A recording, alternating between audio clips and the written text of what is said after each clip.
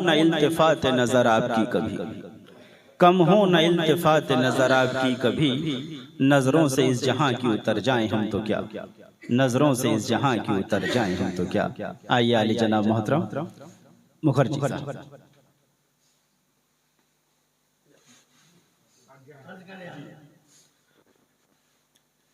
मैं आप लोगों की तरह तो नहीं पढ़ पाता हूँ, फिलहाल जो लिखता हूँ। अच्छा,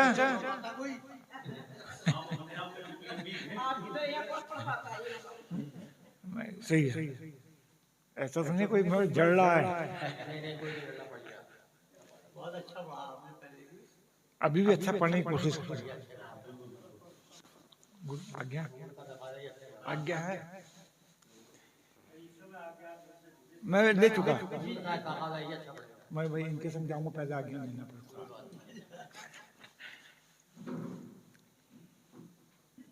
एक मजदूर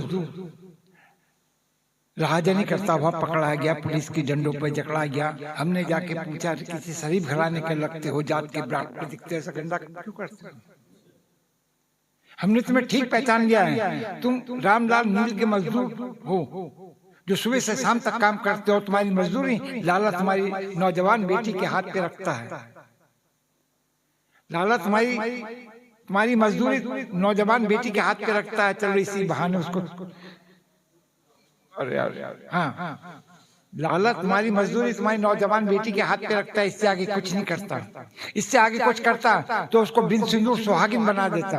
वो जोरों से चिल्लाए, अपने आक्रोश को मिटाया, बोले इसीलिए तो मैं भगवान से बगावत कर रहा हूँ, अपनी कौम को बदल रहा हूँ। अब के पैदा करे तो किसी विशेष वर्ग में रखें, जिससे मैं अपनी बेटी के पीले हाथ कर सकूं, अपनी बीवी की फटी धोती की जगह एक अच्छी सी धोती ला सकूं, 150 की जगह 1500 की नौकरी आराम से पा सकूं, 150 की जगह 1500 की नौकरी आराम से पा सकूं।